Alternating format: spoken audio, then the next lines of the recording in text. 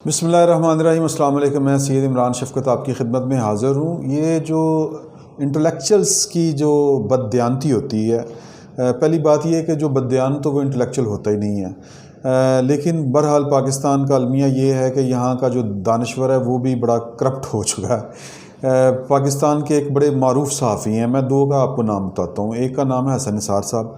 वो कहते हैं कि जी अंधों को भी नज़र आ रहा है कि इमरान खान डिलीवर करने की पोजीशन में आ रहा है।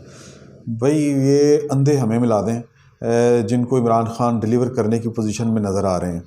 अभी तक तो डिलीवर क्या होना है, डिलीवर मतलब ये कि खुदा का खौफ नहीं है इन लोगों को कि पहले ये उन्हीं लोगों में हसन निसार शामिल हैं जो मतलब ये कि इमरान खान की में उनको नेल्सन मंडेला टाइप चीज़ें नज़र आती थी, एक लीडर नज़र आता था, एक वो क्या कहते हैं, एक इनकलाबी आदमी नज़र आता था।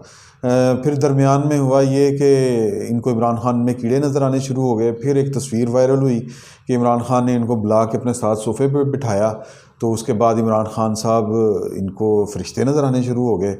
एक और पाकिस्तान के बहुत बड़े सहाफ़ी हैं, उनको लगता है कि जनाब पाकिस्तान इकॉनमी जो है वो छलांगे मारती हुई आगे बढ़ रही है और पाकिस्तान जो है वो हर जगह पे ठीक ठीक डिलीवर कर रहा है, इमरान खान छा गए हैं।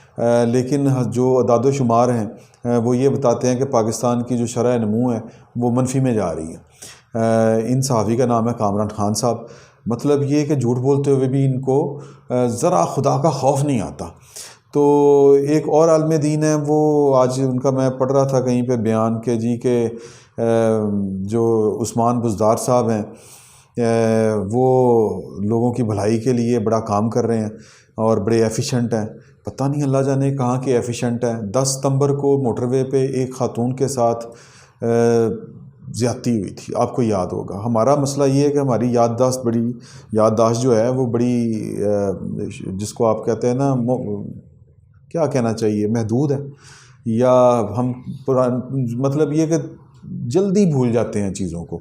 10 सितंबर जो है वो टोटल उसको 12 दिनों में, आज 12वां दिन है उसको गुजरे हुए, और बड़ी छलांगे मार रही थी जनाब इमरान खान साहब से लेके पूरी की पूरी हुकूमत कि जनाब हम ये कर देंगे, हम वो कर देंगे। और जो इस हुकूमत के आइंस्टाइन हैं फैज़ल हसन चौहान साहब, वो पता नहीं कौन कौन सी डाटा बैंक में ये पड़ा हुआ था, नून लीग इतने लोगों को नहीं पकड़ सकी, हमने इतने लोगों को 24 घंटे में पकड़ लिया है। वो सवाल ये है कि जी कि वो उस औरत का जो मुजरम है आबिद, वो पूरी पंजाब, सूबा पंजाब, इससे एफिशिएंट सूबा पाकिस्तान का और कोई नहीं है। और इसकी पुलिस कहते हैं कि जी कि ये हाथी को हिरन बना देती है और हिरन को जो है वो गैंडा बना देती है। लेकिन इनसे एक जो मरकज़ी मुलज़म है वो अभी तक गिरफ़्तार नहीं हुआ। कभी खबर आती है जी कि वो छांगा मंगा से भी भाग गया है, कभी खबर आती है राजा जंग से भी भाग गया है। तो ये तो हालत है इनकी गवर्नेंस की और इनकी डिलीवरी की कि लोगों को क्या इन्होंने सर्व करना है। और आप पूछ लें हसन साहब से, जाके उनके पास चले जाएं। पहली बात यह है कि वो भी औरत का ही कसूर निकालेंगे, वो जिस तरह के दानश्वर है ना। और दूसरा ये कि वो CCPO के भी सपोर्टर निकलेंगे। यानी अगर इतना उनके अंदर जुर्रत ना हो कि कैमरे के सामने आके उसकी सपोर्ट करें, अकेले में आप जाके उनको मिल लें, वो जिस तरह की, बहरहाल मैं वो ज़्यादा उनके पर्सनल नहीं होना चाहता उनके साथ। तो वो बताएंगे आपको कि जनाब के असल में ये है, वो चीज़ें आपको बताएंगे, ये प्रॉब्लम है, ये प्रॉब्लम है, पुलिस को यूँ है, यूँ होना चाहिए। लेकिन एंड रिज़ल्ट ये है कि 10 सितंबर गुज़र चुका है और जो मरकज़ी मुलज़म है वो गिरफ़्तार नहीं हुआ और CCPO साहब जो हैं वो आपको नज़र नहीं आ रहे। इसके अलावा मामला ये है कि सरगोदा में एक और ख़बर आ गई है कि एक ख़ातून है, उसके घर वालों के सामने 4 डाकुओं ने घर में घुस के उसके साथ ज़्यादती की है और पैसे भी लूट के ले गए हैं। और पुलिस पहले मुकदमा नहीं दर्ज कर रही थी, अब मुकदमा दर्ज किया है तो कहते हैं कि जी के 2 बंदे हमने पकड़ लिए हैं। पॉइंट सिर्फ ये है कि अगर आप उनको पकड़ लेते मुलज़मान को, 10 सितंबर वाले मुलज़मान को, आप यानी एक मुलज़म जो इस वक्त पूरी पंजाब पुलिस पर भारी पड़ा हुआ है, तो मेरा नहीं ख्याल कि इस तरह के वाक़यात जो होते हैं वो फिर दोबारा कोई करते हुए 100 दफ़ा सोचता है कि यार कि पुलिस बहुत एफिशिएंट है, ये हमें पकड़ लेगी। खैर मैं अगेन उस पर नहीं जाना चाहता कि जी कि ये सारा कसूर जो है इस हुकूमत का है। इस हुकूमत का कसूर ये है कि ये प्रॉपर डिलीवर नहीं कर रही, इसका कसूर सिर्फ इतना है। इसने वादा किया था कि जी कि हम जब आएंगे तो पंजाब में हम जो है वो पुलिस को रिफॉर्म करेंगे, पुलिस रिफॉर्म्स लेके आएंगे, लेकिन वो भी आपको पता है कि वो भी उसी तरह ही उसी खाते में चला गया जिस तरह की पिछली हुकूमतें होती थी। यानी बात वहाँ से शुरू हुई ससुरा हिल से कि वहाँ के पे प्रोटोकॉल नहीं दिया, एक डीपीओ चेंज करना पड़ा। ज़ाहिर है बड़ी अच्छी हुकूमत थी, तो बहरहाल मैं इस पे क्या और बात करूं, लेकिन वहाँ से इनका जो ख्वाब था पुलिस रिफॉर्म्स वाला वो तो फारिग हो गया। तो अब सूरत हाल ये है कि आप एक नया सीसीपीओ लेके आए थे थाना कल्चर बदलने के लिए, लेकिन असल में वो सीसीपीओ आप मुस्लिम लीग नून का मकू ठपने के लिए लाए थे, और उसकी जो तवज्जो है यानी अमन अमान की के ऊपर वो आपके सामने है कि एक मुलज़म नहीं पकड़ा जा रहा। और यही जो जिसको कहते हैं ना कि नवाज शरीफ ने ये जो एपीसी कर दी या एपीसी में जो तकरीर कर दी, फिर पूरी अपोजिशन जो है वो इस वक्त पंजों पे खड़ी है, उसको जवाज़ आपकी इसी बैड गवर्नेंस ने दिया है।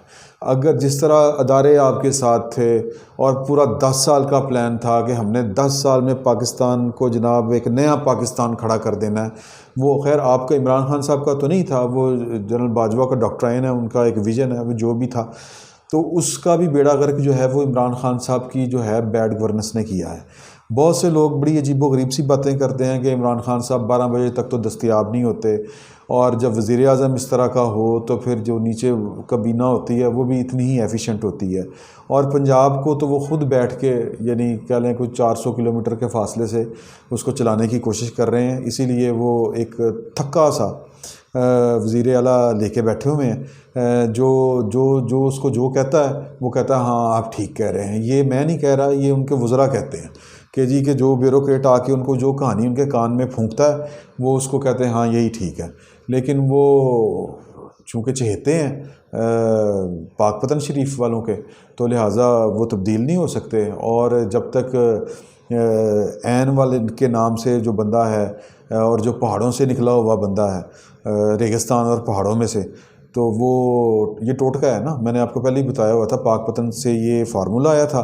तो तब तक इमरान खान की हुकूमत को सत्ते खैर हैं, लेकिन मेरा ख्याल है कि इमरान खान साहब की हुकूमत ने जितना कह लें कि बैड गवर्न किया है, उन्होंने ख़ुद अपनी मुखालफिन को जवाज़ दे दिए हैं कि जनाब आएँ बलडोज़र लें और मुझे पद्दर करके चले जाएं।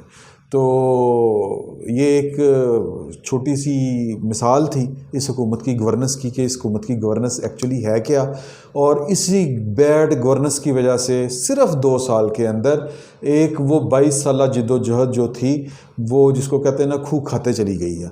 तो इमरान खान साहब के पास अब तो वैसे ही कोई टाइम नहीं है, क्योंकि जनवरी में ठाठैया हो जाना, और कोई एक आधा अच्छा काम अगर करके दिखा सकते हैं तो दिखा दें, वरना मोहलत तो जो उनकी थी या कह लें कि जो डिज़ाइन था, जो ख्वाब था, वो तो जनवरी के महीने में जिसको कहते हैं ना कि वो उसको तो वो फारिग हो रहा है सादा अल्फाज में। तो एक काम ही कर सकते हैं ये वाला कि वो चलें और कुछ नहीं तो एक मुलज़म को पकड़ के दिखा दें, ताकि इनके क्रेडिट में भी कोई एक चीज़ तो दिखाने के लिए लोगों के पास जाने के लिए दोबारा से कुछ ना कुछ तो इनके दामन में हो, वरना तो ये तही दामन है और ख़ाली आ जाएंगे, बल्कि दागो दाग किस्म का इनका दामन है। और मेरा ख्याल है कि पाकिस्तान की जो अक्सरियत है उन्होंने आगे से इनको वट्टे ही मारने हैं और इनके मुकद्दर में और इसके अलावा कुछ नहीं। फिल वक्त के लिए इतना ही, बहुत बहुत शुक्रिया।